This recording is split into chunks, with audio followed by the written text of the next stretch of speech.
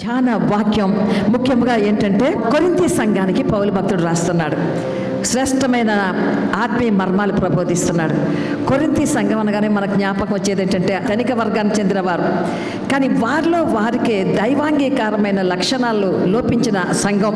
ప్రభు భోజన మర్యాదలు మర్మములు పౌలు భక్తుడు మన ఈ విధంగా తెలియజేస్తున్నాడు.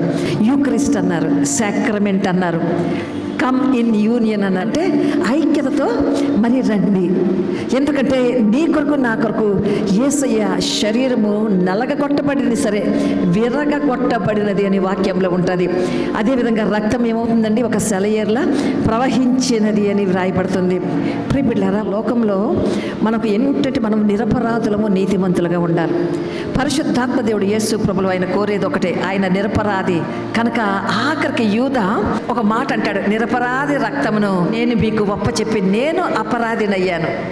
ప్రియబిడ్డలారా, యేసయ్య శరీరంలో ఆయన ప్రశస్తమైన రక్తమును తాకుటకు మనల్ని మనం యోగ్యులుగా తీర్చిదిద్దుకోవాలి. ఎవరైనా ప్రభు శరీరమని యోచింపక ఆయన యొక్క శరీర రక్తములు తాకినట్లయితే ఏమవుతారండి? అపరాధి. పౌలు అంటున్నాడు, జాగ్రత్త మా కొరింథీ సంగమా, దేవుని వాక్యము చేత ఉదక స్నానము చేయబడిన సంగమా, మీలో అనేక లోటుపాట్లు ఉన్నాయి. దైవాంగీకారం కాని విధానంలో వారు ఆచరిస్తున్నారు. అయోగ్యముగా అది నీవు సేవించినట్లయితే ఖచ్చితంగా నీవు అపరాధి అవుతావు. కాబట్టి మనం పరిశుద్ధంగా ఉండడానికి ఇక్కడ మనం సేవిస్తున్నామని గమనించాలి. ప్రియబిడ్డలారా, ప్రభువారు ఆ యొక్క మేడగదిలో ఆఖరు పస్కాను భుజించారు. కొద్దిసేపట్లో ఆయన సిలువను అధిరోహించబోతున్నారు.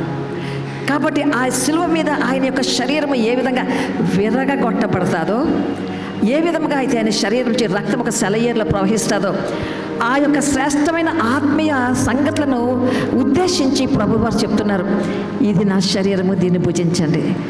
ఒక పాత్రను ఎత్తుకొని ఇది నా యొక్క రక్తము, నూతన నిబంధన, ఎందుకంటే నన్ను జ్ఞాపకం చేసుకుంటూ ఇది తినుడి. God gives and forgives, man gets and forgets. అన్నీ కూడాను ప్రభు యొద్ద నుంచి పొంది ఏం చేస్తారండి, చాలా కంఫర్టబుల్గా మర్చిపోతూ ఉంటాడు మనుషుడు. ప్రభువారు ఎంతవరకు మరి ఆయన సేవించమని చెప్పారండి? తిరిగి నేను వచ్చు పర్యంతము, ఒకవైపు నా మరణమును ప్రచురిస్తూ ప్రశస్త రక్తము ద్వారా మీ పాపములు కడగబడుతున్న సత్యాన్ని ప్రబోధిస్తూ ఓ సంఘంలారా మీరు ఆచరించండి. ప్రియబిడ్డలారా, మన సిద్ధపాటులో 3 భాగాలు ఉన్నాయండి. ఒకటి ఏంటంటే మన యొక్క జీవిత విధానాన్ని బట్టి మనము పరిశుద్ధాత్మ దేవుని యొద్ద నుంచి క్షమార్పణ కోరాలి, రిపెంటెన్స్. సుంకరి ప్రార్థన, యేసయ్యా పాపినైనా నన్ను కరుణించు. పరిశుద్ధాత్మ దేవుడు మనకు సెలవిచ్చినట్లుగా మనకు మన పాపములను సన్నిధానంలో ఒప్పుకోవాలి. రెండవది ఏంటంటే రికన్సిలియేషన్, సమాధానపరచబడుట. పాపిని అని బాధపడకు. పరిశుద్ధాత్మ దేవుడు తన కుమారుని ఎందుకు పంపారంటే మన యొక్క పాపములన్నీ ఆయన జ్ఞాపకం చేసుకొనక కుమారుని యొక్క ప్రశస్త రక్త యాగము ద్వారా దేవునితో మనమందరము స్నేహము, సహవాసము, సంధి చేసుకుంటూ ఒక బ్రిడ్జ్గా పంపారు. మన అందరికీ ఉచిత రక్షణను ప్రసాదించాడు. యేసు ప్రభుల వారు తాను సిలువ మీద ఆయన వేలాడుతూ ఆ యొక్క రక్తసిక్తమైన చేతులతో ఆ నీ పాపము నా పాప పత్రము మీద ఉన్న పాపాలన్నీ కూడా యేసయ్య తన రక్తంతో సంపూర్ణముగా కడిగి వేశాడు. దేవుని నామమునకు మహిమ కలుగునుగాక. మూడవది ఏంటంటే రెవరెన్స్ టు గాడ్. ఆ స్థితికి మనం మరి పరిశుద్ధాత్మ దేవుని శరీర రక్తములు సేవించడం ద్వారా ఆయన పరిశుద్ధ పర్వతం పైన నిత్య నివాసము చేసే సహవాసిగా ఉండే గొప్ప ఆధిక్యత దేవాది దేవుడు మనకు అనుగ్రహించునుగాక. పరిశుద్ధాత్మ దేవుడు ఒక చక్కని మాట అంటాడు, దావీదు నా యొక్క హృదయానుసారి, అంతేకాకుండా నేను కోరుకున్నవాడు ఇతడే, శ్రేష్టమైన వాడు, అనేక కీర్తనలు రాసిన వాడు, దేవుని సన్నిధి అంటే ఇష్టము. మరి అటువంటి దావీదు కూడా ప్రియబిడ్డలారా ఒకానొక దినమున మిద్దె మీద నడుచున్నప్పుడు ఒక స్త్రీని తను చూచాడు. వెంటనే మరి ఆ స్త్రీకి తను ఏమైపోయాడండి, బానిస అయిపోయాడు. ఎందుకు? అంతటి వీరుడు, దేవుని చేత అంత ప్రశంస పొందినవాడు. ఆ సమయంలో నిర్లక్ష్య ధోరణి అని ఒక్కసారి మనం గుర్తు చేసుకోవాలి. అయిన వెంటనే ప్రియబిడ్డలారా పాపమును మరి యొక్క పాపానికి నడిపించడానికి చూస్తున్నాం. ఆత్మీయ క్రమశిక్షణ దావీదు కోల్పోవటం వల్ల ఎంతటి పాపంలో పడ్డాడండి. పడ్డ తర్వాత ఒక మంచికి చెడుకు మధ్య ఒక ఘర్షణ ప్రారంభమైంది. చేయకూడని పని చేశాడు దావీదు. అక్కడ యుద్ధం చేస్తున్న బత్షెబ భర్త అయిన ఉరియాని పిలువనంపించాడు.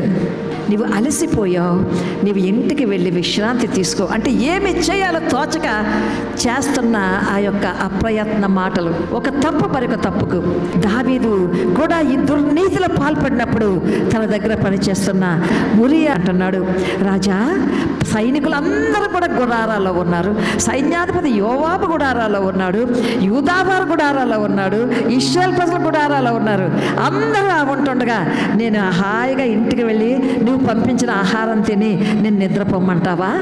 అయితే ఇక్కడ మనకు నీతిని నేర్పుతున్నవాడు మరి ఎవరో కాదు, ఉరియా. ప్రియబిడ్డలారా, వెంటనే శోధకునికి మీరు స్థాపిస్తే లోపలికి ప్రవేశిస్తాడు.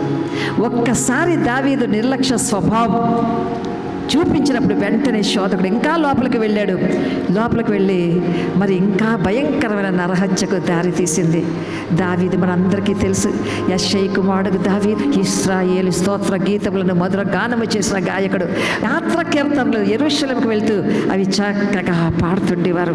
సౌలుకు భయంకరమైన సైతాను పట్టి పీడిస్తున్నప్పుడు ఒక చక్కని నైపుణ్యంతో వాయించే ఒక సంగీతకారుడు మా మధ్యలో ఉన్నాడని దావీదుని తీసుకుని వెళ్ళినప్పుడు హార్ప్తో ఆ చక్కని పాట పాడుతుంటే భయంకరమైన దురాత్మలు సౌలును విడిచిపోయి అంత ఉన్నమొత్తడు అద్భుతమైన సమూయేలు చేత ఆ యొక్క ఒలీవ నూనెతో అభిషేకించబడుతున్నాడు దావీదు.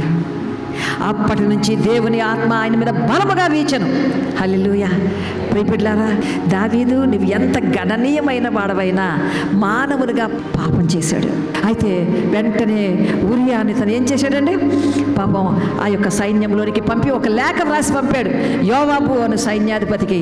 ఇదిగో ఉరియాని మరలా తోడుకొని వెళ్ళి యుద్ధము ఎక్కడ బలముగా భయంకరంగా అది జరుగుతుందో ఆ యొక్క ఫ్రంట్ లైన్లో ఈ యొక్క ఉరియాని పెట్టు అన్నప్పుడు అక్కడ తాను చనిపోయాడని వాక్యంతో ఉంది. ప్రియబిడ్డలారా, సిన్ బిగెట్స్ సిన్.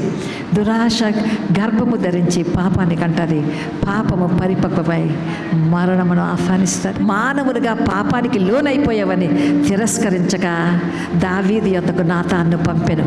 గట్టిగా హల్లెలూయా చెప్తాం. ప్రియబిడ్డలారా, మనము ఆరాధిస్తున్న మన ప్రభు మనము పాప ఊపిలో పడి నాశనం అయిపోతుంటే సంతోషించక తన నీతి అని దక్షిణ హస్తంతో నిన్ను పైకి లేవనెత్తేవాడు.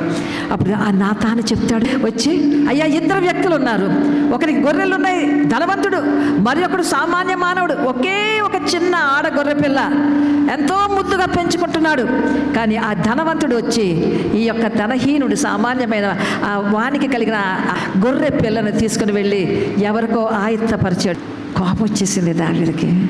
తప్పకుండా యెహోవా జీవముతో నిశ్చయముగా కార్యము చేసిన వాడు మరణపాత్రుడు. నా తను నెమ్మదిగా ఏమంటాడండి, ఆ వ్యక్తివి నీవే. పాపం చేశాడు. దావీదు మనసు తల్లడిల్లిపోయింది, ఏడుస్తున్నాడు. దేవా నీ కృప చొప్పున నన్ను కరుణించు, నా అతిక్రమాలన్నీ తుడిచివై, చేయకూడని పాపం చేశాను, నా దోషాన్ని కడుగు, నా అతిక్రమములు నాకు తెలిసే ఉన్నవి, నా పాపం ఎల్లప్పుడూ నా ఎదుట ఉన్నది. పరిశుద్ధాత్మ దేవుడు ఎంత గొప్పవాడంటే ఆయన నీ పాపములు రక్తము వలె ఎర్రనివైనను హిమము వలె తెల్లగా చేస్తాను. గంభీరమైన హల్లెలూయా చెప్దాం. యేసయ్యకి ఈ అపరాధములను ఆయన ఎంచక క్రీస్తు కుమారుని యొక్క రక్తము ద్వారా తండ్రి అయిన దేవునితో సంధి సమాధానము చేసుకునేను. దావీదు పాపము చేశాడు, కానీ అక్కడ పశ్చాత్తాపం కలుగ చేశాడు. నా యందు మళ్ళీ శుద్ధ హృదయం కలుగ చేయవా పాపిని ప్రభు అని స్థిరమైన మనస్సు నూతనముగా పుట్టించు, నీ సన్నిధిలో నుంచి నన్ను త్రోసివేయకు, నీ పరిశుద్ధాత్మను నా యొద్ద నుంచి తీసివేయకు. పాపము చేసి పోగొట్టుకున్న రక్షణ ఆనందము మాకు మరలా కలగచేయి. మనలో అందరిలో కూడా పాపం ఉన్నది, యేసయ్యలో పాపం లేదు. నాలో పాపం ఉన్నదని మీరు ఎవరైనా నిరూపించగలరా? అనగల సమర్థుడు ఒక్క యేసయ్య మాత్రమే. కనుక ఈ వాక్యం విన్న మనలో చిన్న మార్పు, నా చేతులు పరిశుద్ధంగా ఉండాలి, రాత్రంతా ఆయనతో గోజాడతాను, ఆయన శరీరం తాకే అర్హత నాకు లేదు, కానీ ఆ అర్హత యోగ్యత ఇచ్చిన నా దేవునికి కోట్లాది స్తుత్యాగములు చెల్లిస్తూ ధైర్యంగా వచ్చి ఆ శరీరమును తాకుతాను. నన్ను బలపరచు క్రీస్తు ద్వారా నేను సమస్తమును చేయగలను. హల్లెలూయా, హల్లెలూయా.